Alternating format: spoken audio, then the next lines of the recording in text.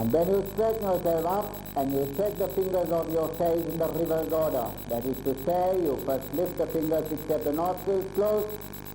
Then you start breathing in the normal way, even listening to the sound of your breathing.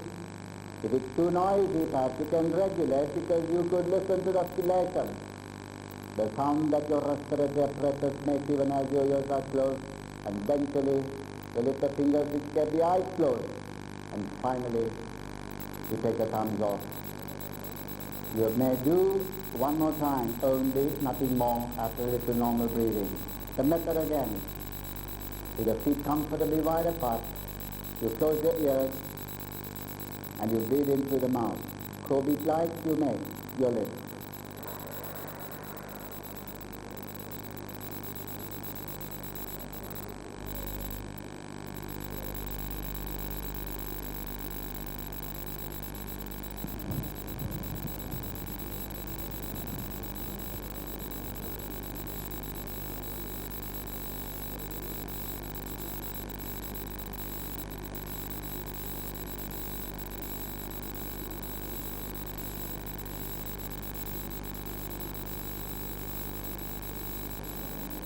After staying out there for full 1 minute or more, you straighten yourself up and you take the fingers of your face in the reverse order that you have like that.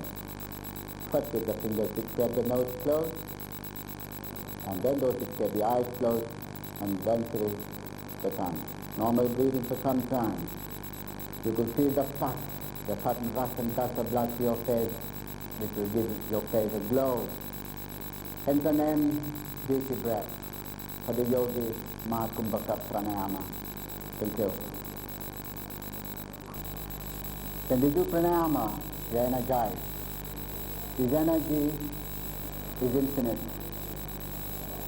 This energy can be used for good purposes as well as bad.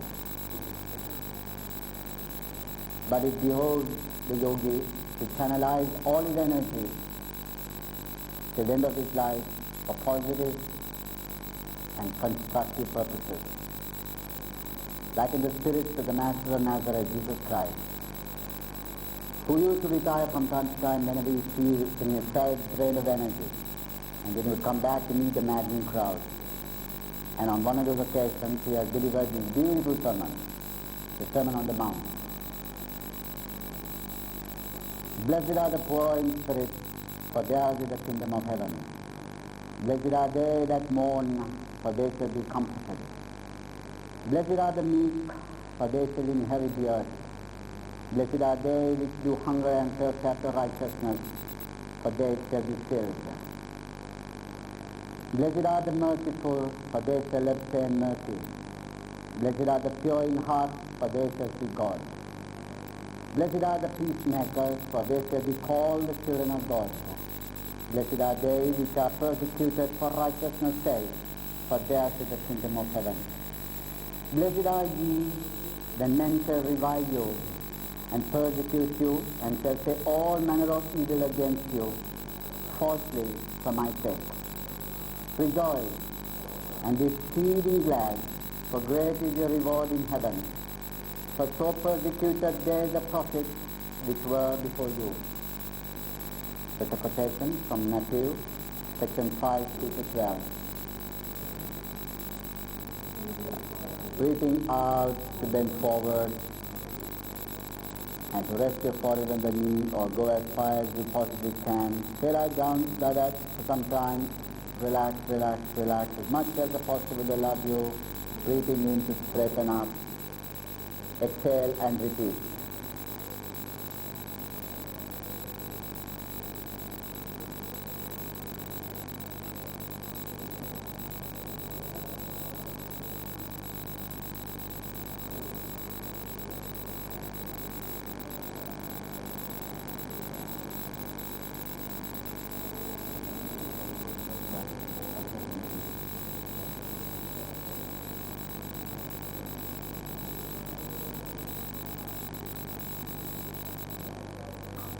Followed naturally and logically by contractions of spine in the Bhujangasana Cobra posture, which requires you to lie on the ground, face downward, with your forehead on the floor and your palms on either side of your chest.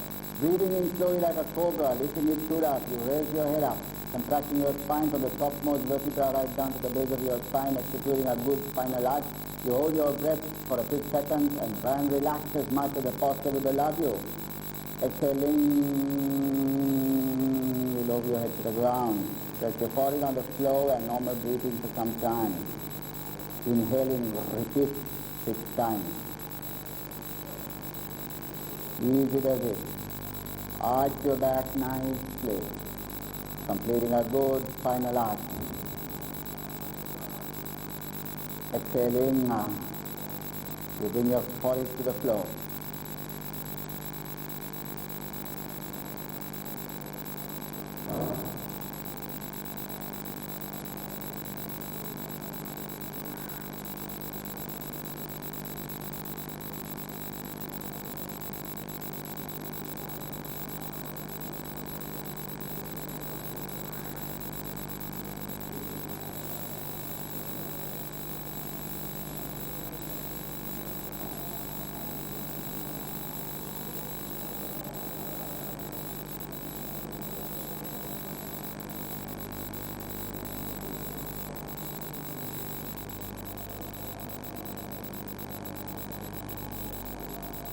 Okay. End of every asana that we practice, to lie on the ground and have a deep respite. In this program, we'll be covering this prolonged and sustained deep horizontal meditative relaxation later on. But for the time being, it is important that we stress at the completion of each and every asana to lie on the ground and have a deep breath. So now, having done the spinal stretch and the contraction of the spine, what we should do now is the lateral twisting of the spine, which requires us to resume the cross-legged position. Exhaling to twist your neck as far as you could go, and exhaling further to twist your spine from the topmost vertebra right down to the base of your spine. Maintain the final attitude for a few minutes, but at the same time try to relax as much as the posture would permit you. Breathing in, uncurl, unwind your spine. Back to the starting position, a little normal breathing, and then breathing out, you twist your neck to the other side, as far as you go till you can't move it no more, and then exhaling, you twist your spinal column from top to the bottom. As you're trying to look at somebody seated right behind you. To maintain the final attitude for some time, breathing in to return to the starting position. Repeat 6 times, exhaling and looking over the shoulder.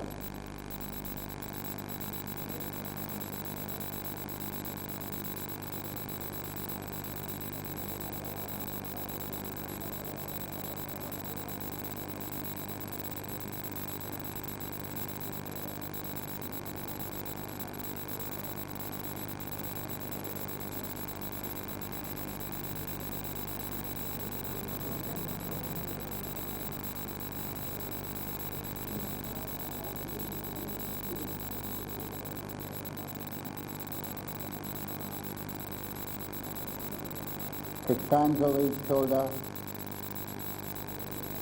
and then the lateral twisting of the spine in Ardha Matsyendrasana is complete. Into your sides, inhaling, pull your shoulders back and stay for a while. Breathing out, you bend your spine sideways, allowing one hand to glide along the side of your body as the other hand glides upwards along the other flank. Breathing in, you straighten yourself up. You may do a little normal breathing if you feel short of breath. Always do not hesitate to rest if you feel you need a rest. Breathing in, you pull your shoulders back again. Stay for a moment with the breath returned. Breathing out, you bend sideways, bend your spine.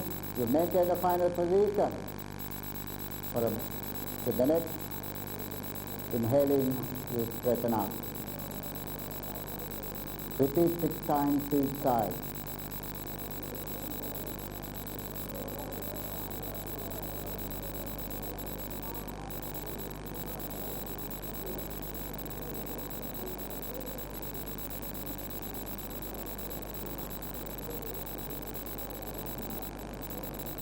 the technique. Now that we have completed the range of the fourfold spinal technique, the time is right to have a proper rest.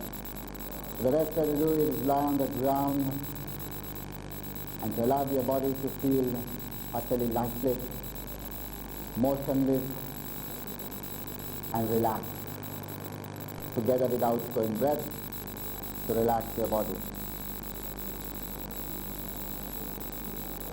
4 physical techniques where the neuromuscular coordination is enhanced, requires you to stand on one leg with the other leg folded and the sole of the folded leg pressed against the inner part of the thigh, or the leg on which you stand with your arms extended above your head and your palms flat against each other in prayer position. You stay as long as comfortable, breathing in the normal manner. Palms flat against each other. To do this technique, you need self-confidence, you need concentration, you need willpower, and by going to attempt to do it, you'll be indulged with those various virtues. Initial measure of concentration and willpower is needed to be like that. But by practicing 2 minutes on each leg for a considerable period of time, you'll be indulged with loads and loads of self-confidence, and the ability to concentrate will be enhanced. After staying in that position for some time, you have to alter the leg on which you stand by slowly lowering the leg that was folded to the ground. You may have a brief rest. If you feel short of breath, did not carry on. Simply to fold the other leg now and to place the sole of the foot against the thigh. Straighten your arms and place your palms flat against each other. Normal breathing, stay as long as comfortable. Let's see what you got. 2 minutes on each leg. For the rest of your life, if you were to do like brushing your teeth, consistency is important. As I said before, and put a hole in the stone by consistency, not its force. It will give you loads of self-confidence and enhance your self-esteem.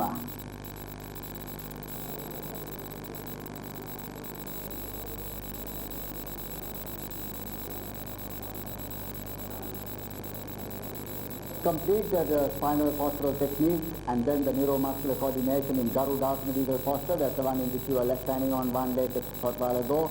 You come to toning up of the leg as well as the abdominal muscles centrally. In this one, which requires you to stand erect with your heels together and the big toes apart. You inhale through the nose, exhaling through the mouth, you bend forward and you press your hands against your thighs, elbows sticking outward. The breathing suspended, you pull your tummy in as possible, and then you relax. You keep repeating the abdominal contraction as many times as possible. I think, hang on Tommy, you're making a mistake. Out in now, the breathing suspended, that means breathing stopped. Massage as many times as possible. When you feel a little short of breath, you discontinue and you straighten up in normal breathing for some time. The method again, then you have rested. You breathe in through the nose, exhaling you bend forward, press your hands against the thigh. Lungs are empty, the mouth is closed. You pull in and out your abdominal muscles, promoting a massaging effect on the entire abdominal viscera. That's everything,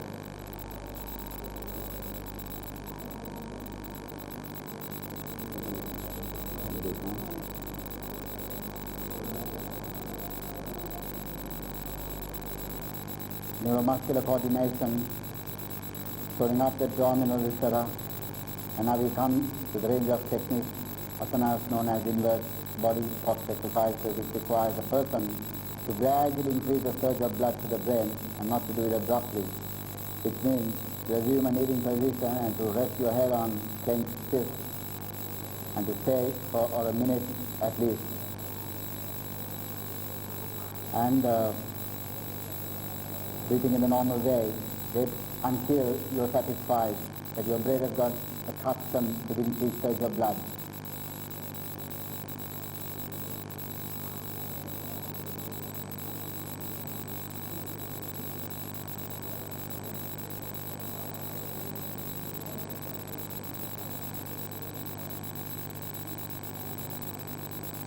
And then, without lifting your head off the floor, you first take a fist from underneath your head and rest your head on the ground, and then you just turn sideways by taking your arm under your body and you lie on the ground. Stay fine. Straighten legs, straighten arms.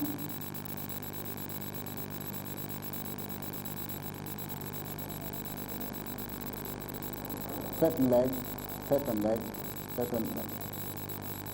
And then you slowly press your hands against the ground and lift your legs up, bending your legs and bringing your knees all the way up to your forehead.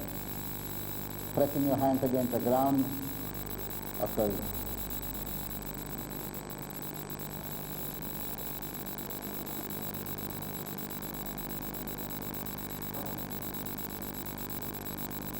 As you can see, in the case of Venerable Sujata, that is the primary stage, and in Akshay, in white robe, you could see, if you straighten your legs back here,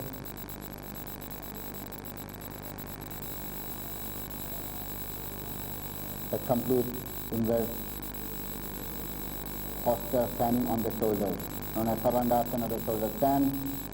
Having completed straightening of the legs, you should pull your chin against the hollow of your throat to promote a massage in your chest, on the throat, the thyroid, the parathyroid, and maintaining a balanced secretion of the hormone thyroxine, which, as you know, is directly concerned with the building up and breaking down of protoplasm, which you and I call metabolism. You may stay up to a minute or two for an average person of average good health, and no longer. And then breathing in the normal manner. If you start from theta, focus on your nasal passages, the sinuses, the crevices in the cranium. If you are short-sighted or long-sighted, concentrate in terms of good health. And breathing in a normal way, say for a minute or two, and then you slowly lower your legs and rest your knees on your forehead again.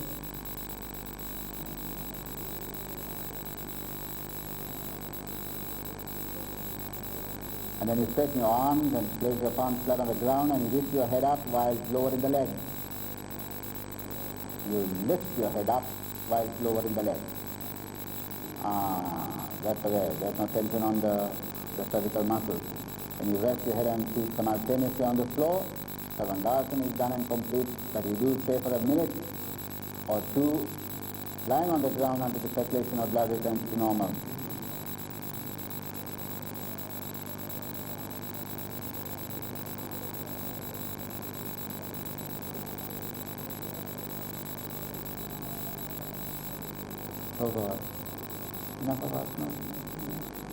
Having done an intensive session on meditation, vertical meditative relaxation, and various other forms of meditation from morning, and then having done pranayama, breath control techniques, and then gradually and gracefully having gone into the asana stage, the postural technique, we have now arrived at an important section, which is what we call horizontal MR standing for meditative relaxation, the practical wherewithal of attaining viveka within a very short period. This requires the yogi to lie on the ground, relaxed and easy, with the head pointed towards the magnetic North Pole. The moment you do that, you are in harmony with nature. You are in harmony with the hidden energies and forces of nature. To begin with, when you lie on the ground, you are not only in touch with the center of gravity, with the pull of gravity, you have also minimized the stimulation that gravity has on you. So it's a hidden force, a hidden energy. Instead of trying to defy it, the Viveka Yogi seeks to unify and be in harmony with it. That happens the moment you lie on the ground. And when you position yourself in such manner that your head is pointed towards the north, then you're also able to imbibe the hidden energy, the electromagnetic energy of the magnetic North Pole, Aurora Borealis. And by keeping your feet pointed towards the southern pole, you derive energy from the magnetic South Pole, Aurora Australis. Betwixt the two, the Viveka Yogi pressures himself, and then a grand process known as Drava Pranayama or polarization takes place. Smoothening of atoms, like rubbing a magnet upon an iron, which magnetizes that piece of metal as well. A process of magnetization does take place. Having assumed the basic position, in order to climb the higher heights on the mountain of Viveka, a long horizontal meditative relaxation, you rock your head now from side to side. You turn your head from side to side, relaxing your head, your face and your neck. Please keep your eyes closed so that you are in a world of your own, in your own space, just guided by the voice of Mahaguru. You rock your head from side to side, relaxing your neck, your face, if you can, even your brain. Allowing yourself, even as you rock your head, to feel lazy, lazy, drowsy, drowsy, sleepy, sleepy kind of feeling. Like at the time of yoga when you were just an infant, in your mama's lap, and you were light to your sleep with a little rocking movement of the most tender and loving care, and in a loving lap or in the cradle, the same lullaby as it were, you rock your head from side to side, thus relaxing your brain and giving rise to what are known as alpha-waves, which are highly conducive to states of relaxed awareness, that the brain gives rise to alpha.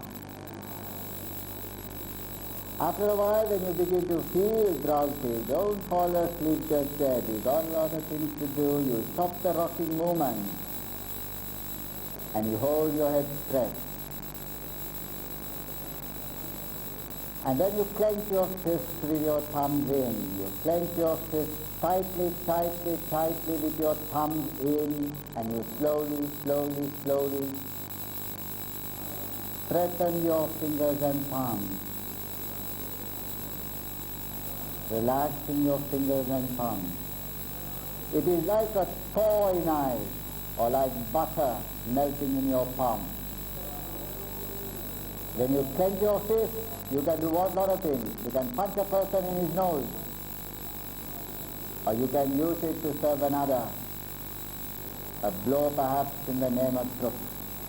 But what Viveka yogis prefer to do is, that fist which is tight and taut is akin to abhiveka. Making a fist is a typical English term for preparing for a fight. Make a fist.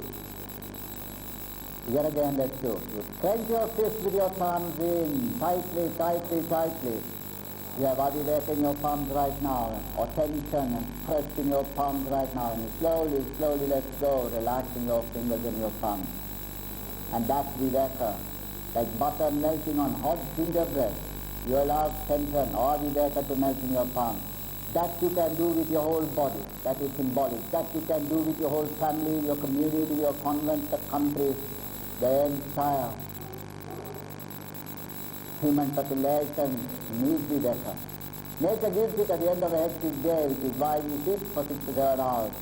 But conscious viveka, conscious sleep as it were, or conscious suspension of consciousness is double effective.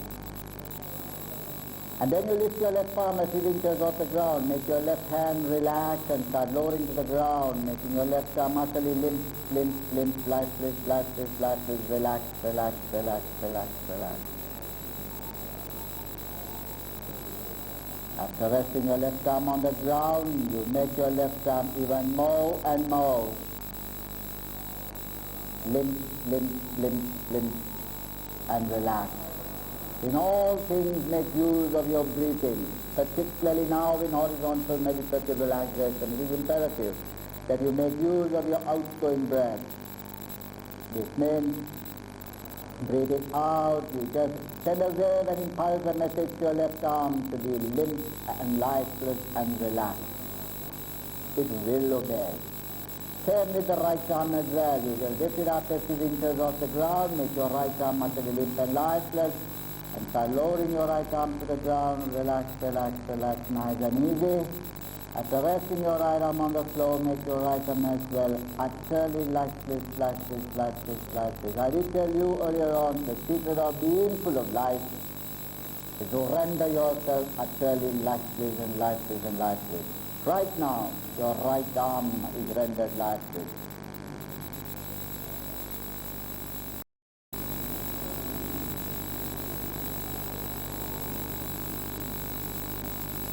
Already the snoring has started. Don't snore just yet, take it easy. Now concentrate on your chest. Inhale slowly. Exhaling, allow the muscles of your chest to relax. Did you repeat again and again and again and again and again? Sky's the limit. There's no end to these things.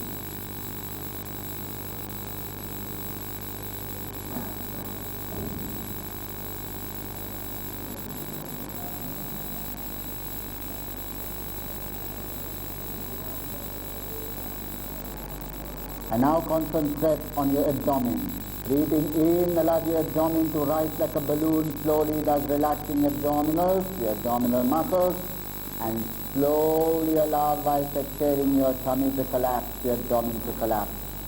If you repeat several times, we make a little exception here. Whereas from the beginning, we have been doing 101 things together and in harmony with the outgoing breath. When it comes to relaxing the abdominal muscles, we do so by breathing in. So inhaling, you bloat your tummy relax. Exhaling, tummy collapse. So this you repeat as long and as many times as you like. Then you lift your left leg up, just a few inches off the ground, and drop it on the ground with a thud. And as a foot hits the floor, you make your left leg more and more limp,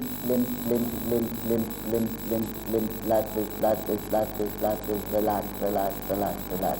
The largest nerve in your body is there, the sciatic nerve. For a clever and adept yogi, it is possible to desensitize it, not disconnect, as it were, by applying mind over matter on the sciatic nerve. This means you will not feel as if your leg isn't there, as if your leg is there. You would feel as if your trousers or your sarong or sari brushing against your skin. Such sense withdrawal. Anyway, for a beginner, it would suffice if he or she is able to breathe out and simply relax the muscles of the left leg so that you feel so fine in extremity.